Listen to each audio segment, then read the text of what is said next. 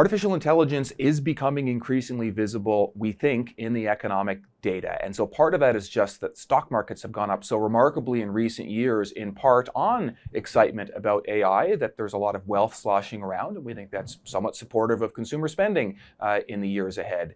More directly, though, there is a huge amount of money being spent to build out data centers and to develop these large language models. And so we are seeing capital expenditures that are surging, particularly in the US, to a lesser extent in China, but we think providing a material addition to economic growth both in 2025 and looking forward in 2026 as well. And so that's absolutely visible in the data. A bit more speculative is whether we're getting productivity benefits already. That is sort of the goal of all of this AI innovation, and it seems reasonable to expect it over the long run, but we think we're starting to see it already. So we have increased our forecast to reflect that right now. We think even over the last year, perhaps the US data benefited somewhat from that. And so that's a key element.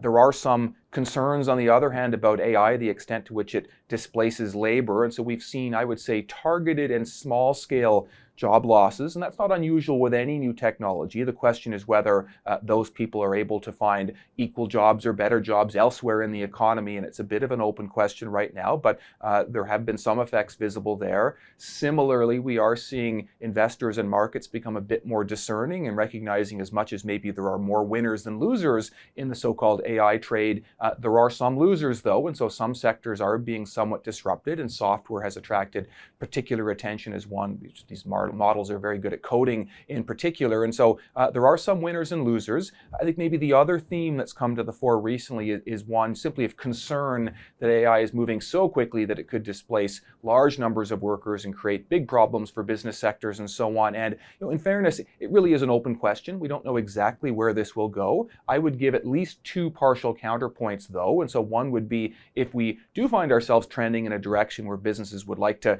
lay off large numbers of workers and so on, governments can step in and tax AI, tax compute, make it a bit less attractive to completely displace your workforce, raise some funds to retrain workers or compensate workers. And so it's not automatic that this veers in a purely negative direction, even if it is a remarkably powerful form of AI. And then the other thought is just, it's not obvious that AI will get to that point.